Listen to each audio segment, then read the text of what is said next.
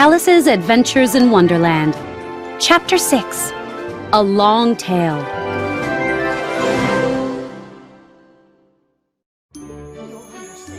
After the prizes were given out, it was time to eat them. Alice did not eat her thimble, of course, but the other creatures ate their candy. The large birds complained that the candy was so small they couldn't taste it. The small birds coughed and choked on their candy because it was so large. But after a while, everyone settled down. The creatures sat in a circle and begged the mouse to tell them his story. You promised to tell me about your family, Alice said. And why you hate C and D. She didn't say cats and dogs. She didn't want to upset the mouse again. Mine is a long and sad tale, The mouse began. Alice studied the mouse's body. You definitely have a long tail, but I don't understand why it's sad. No, not my tail. The mouse said impatiently. My tail, as in story. He went on talking. Meanwhile, Alice kept thinking about words that sound alike but have different meanings. Now, do you understand why I don't like cats? The mouse said to Alice. What? Alice looked at him and blinked. You weren't paying attention. The mouse said angrily. I don't know why I bothered telling you this story. He started to walk away. Alice felt bad that she had upset him again. Please, come back and repeat your story. She called after him. I promise to listen to every word this time. Yes, please do come back! All the others said together. But the mouse only shook his head impatiently and walked faster. What a pity he wouldn't stay! The parrot sighed. I wish Dinah was here. Alice said. She would fetch him for us.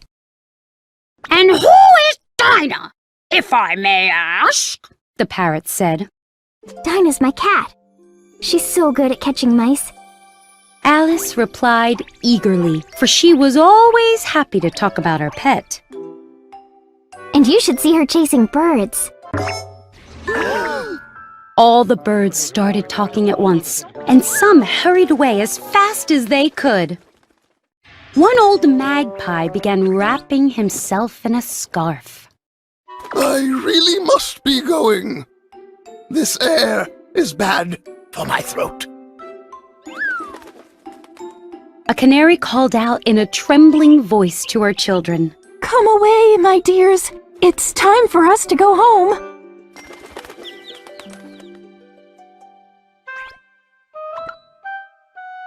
Alice was soon left all alone. I wish I'd never mentioned Dinah, She said sadly. Nobody seems to like her down here, but I think she's the best cat in the world. Oh, Dinah. I wonder if I'll ever see you again. Poor Alice began to cry because she felt so lonely and sad. In a little while, however, she heard footsteps. She looked up eagerly, hoping that the mouse had changed his mind and was coming back. But once again, it was the white rabbit. This time he was walking slowly and looking anxiously about, as if he'd lost something. Alice heard him muttering to himself. The Duchess! The Duchess! The white rabbit said as he looked high and low. Oh, my paws! Oh, my fur and whiskers! The Duchess is going to be so angry if I'm late. I wonder where I could have dropped them. I don't see them anywhere. Alice guessed right away that he was looking for his gloves and fan. She happily began hunting for them, but they were nowhere to be seen. In fact, everything had changed. She seemed to be outdoors now.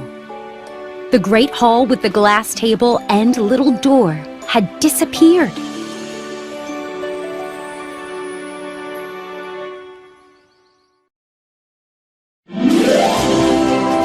Alice's Adventures in Wonderland, Chapter 7, At the White Rabbit's House.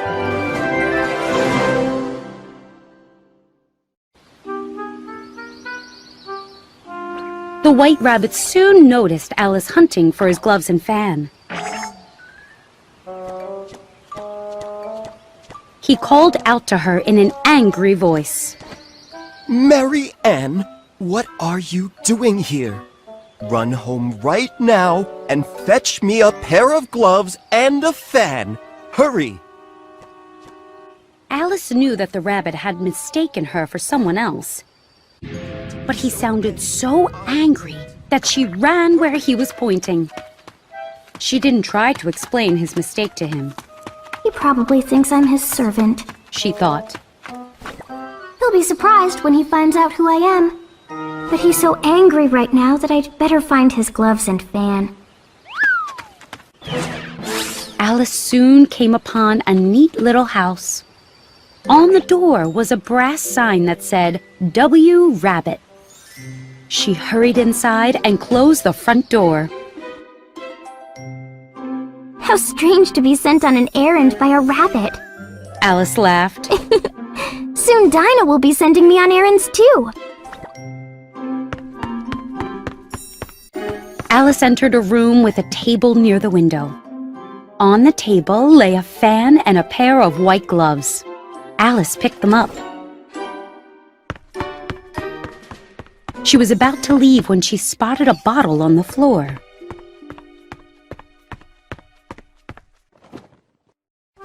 This time there was no label saying "Drink me," but Alice uncorked the bottle anyway. Whenever I eat or drink anything today, something interesting happens, she thought. She took a sip. I hope this will make me grow again because I'm tired of being so small. That is exactly what happened, and much faster than Alice expected. Before she had drunk half the bottle, her head was pressing against the ceiling. She quickly put down the bottle. That's enough. I hope I won't grow anymore because I can't get out the door. I wish I hadn't drunk so much. But it was too late for that. Alice went on growing and soon had to kneel on the floor. In another minute, she had to lie with one foot up the chimney. She stuck one arm out the window.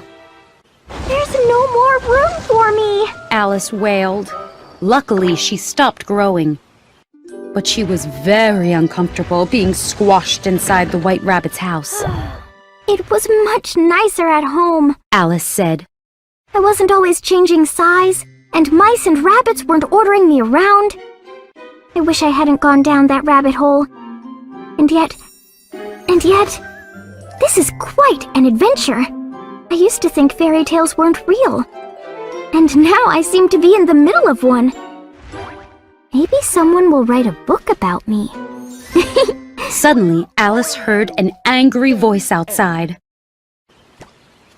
Mary Ann, where are you? The White Rabbit called. He tried to open his front door, but Alice's elbow was pressing hard against it.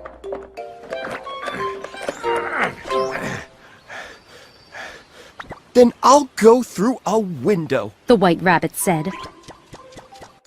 No, you won't. Alice said. She waited until she heard the White Rabbit under the window. Then she tried to grab him. The White Rabbit shrieked and ran away. Pat, where are you? Right here, digging potatoes in the garden. A man replied. Pat, what's that in the window?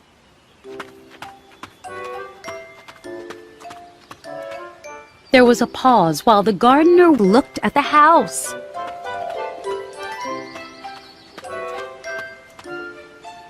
Looks like an arm to me. An arm? Who's ever seen an arm that big? Take it away! Alice waved her arm around and heard some whispering. Then all was silent for a while, until a crowd began gathering under the window.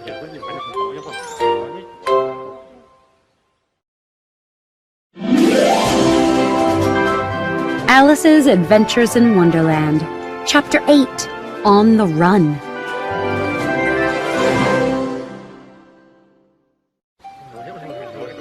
Friends of the White Rabbit had come to help him get rid of Alice. Alice couldn't see how many creatures had gathered under the window, but she could hear them. Send someone down the chimney! One voice cried. Pull the arm out the window! Another voice cried. I wish they could pull me out the window. Alice said to herself. I don't want to stay here any longer. She heard more mumbling, and finally the White Rabbit spoke. Good! He said. A wheelbarrow full should be enough. A wheelbarrow full of what? Alice asked quietly. She didn't have long to wonder. The next moment, a shower of pebbles came through the window. Some of them hit Alice in the face. Ow! I'll put a stop to this, she said to herself. Then in a louder voice, she called, You'd better not do that again! If you do, I'll tell my cat Dinah about this! No one outside said anything.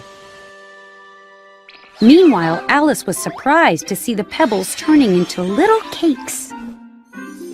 If I eat one, it's sure to change my size. I can't grow any larger, so I bet it'll make me smaller. Alice swallowed a cake and was delighted to feel herself shrinking. As soon as she was small enough to fit through the door, she ran outside. A crowd of birds and animals immediately rushed at her. But Alice ran off as fast as she could.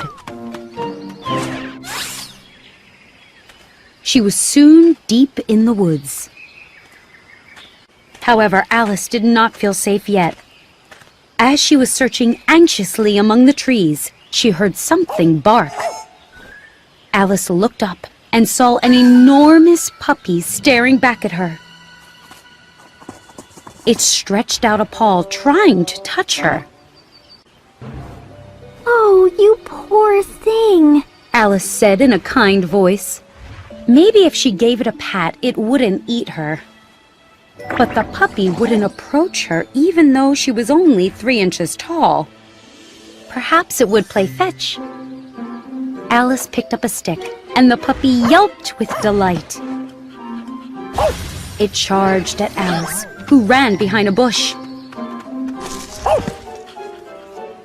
When Alice appeared again, the puppy rushed at the stick and tumbled head over heels.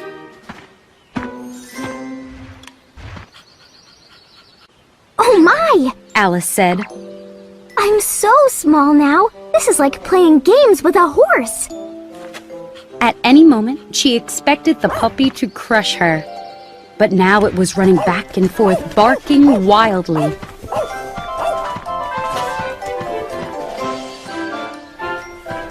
Finally, it got tired and lay down panting. The puppy's tongue was hanging out and its eyes were closing. This is probably a good time to escape, Alice said. While the puppy rested, she quietly slipped away. Then she ran and ran until she could barely hear the puppy barking. That was a nice puppy, Alice said breathlessly. She rested against a tiny flower, fanning herself with one of its leaves. If I were bigger, I could teach it some tricks. I really do need to grow bigger again. But how will I do that? I suppose I should eat or drink something. But what? That was certainly a good question. Alice looked around at the flowers and grass. But she couldn't see anything that might help her. There was a mushroom growing near her that was as big as she was. Alice looked under it for anything to eat or drink. Then she stood on tiptoe and peeped over the edge of the mushroom. Her eyes met those of a blue caterpillar. He was sitting quietly on top of the mushroom with his arms folded. They stared at each other in silence for quite some time.